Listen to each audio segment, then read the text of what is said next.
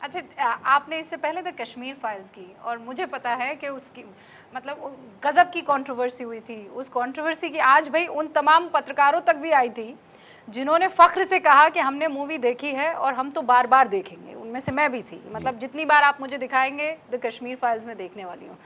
पल्लवी जी आपकी अर्धांगिनी है, तो आप जहाँ जाएंगे वो आपके साथ रहेंगे। इनफैक्ट वो जहाँ जाएंगे आप उनके साथ रहेंगे। ये फिल्म उन्होंने की क्यों की ये तो मैं समझ सकती हूँ, लेकिन नाना पाटेकर ने ये फिल्म क्यों चुनी? क्योंकि अभी तो विवेक जी द कश्मीर फाइल्स की कंट्रोवर्सी और इनको कोई फ़र्क नहीं पड़ता है, और मैं जानती हूँ आपको भी कोई फ़र्क नहीं पड़ता है, लेकिन फिर भी इन्होंने कैसे आपको मना लिया कि ये फिल्म करनी चाहिए? क्या चीज़ भा गई आपको? इन्होंने कहा कि इसमें एक लाइन है, इंडिया कैन डू इट। जिस कन्विक्शन से नाना तुम बोलोगे वैसे मुझे नहीं लगता कोई और बोलेगा और लोग सुन लेंगे। मुझे वो सुनने में अच्छा लगा, मैंने कहा अच्छा चलो मैं कर लेता हूँ। लेकिन नहीं, वो कहानी ही ऐसा ही, ऐसे विषय पर कौन करेगा फिल्म, मुझे एक बताओ। हाँ, नहीं करता। ना तो ये कोई कमर्शियल कहानी है, ना तो इसमें कोई मारा मारी है, ना तो कोई गाने हैं, कुछ नहीं है।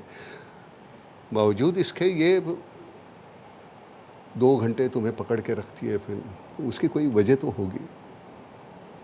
और वो सुनाते वक्त मैंने वो जिनका किरदार मैंने निभाया है, बलराम भार्गव, अब उनको मिलने का उतना मौका नहीं था, उतना वक्त नहीं था कि जाके मैं वो समझ लूँ वो किस तरह से है। वो क्या इम्प्रेशंस रहते हैं, एक आध आदमी को देख लो तो वो चलता कैसा है, बोलता कैसा है। तो मैंने कहा मैं तू ही मुझे बता दे, मैं मिलूँगा नहीं, ना तो बात करूँगा। और जो कुछ किया है वो विवेक ने मुझे दिया हुआ है, नाना इस तरह से चाहिए, इस तरह से चाहिए।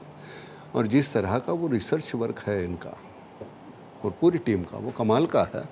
और मुझे इस फिल्म का मैं हिस्सा बन गया, वो कहने के लिए होता है ऐसे नहीं है, सच में कहता हूँ इस फिल्म का मैं हिस्सा हूँ। बड़ा सुकून है मुझे। अभी बाकी की फिल्में मैं कर रहा हूँ, पैसे तो मिल जाते हैं, और पैसे की ज़रूरत कितनी होती है तुम्हारी, तो जितने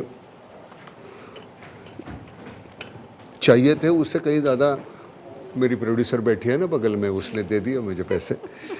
लेकिन जिस तरह से एक जुनून सा था ये काम करते वक्त सभी लोग, और ये तो बंदा जो है वो इतना हाइपर है कि इसका इधर से और इधर से वो सिंक्रोनाइज नहीं होता था। वो बोलता था वो इतना, और वो थक नहीं जाता, बिल्कुल थक नहीं जाता, और हमको थकने नहीं देता।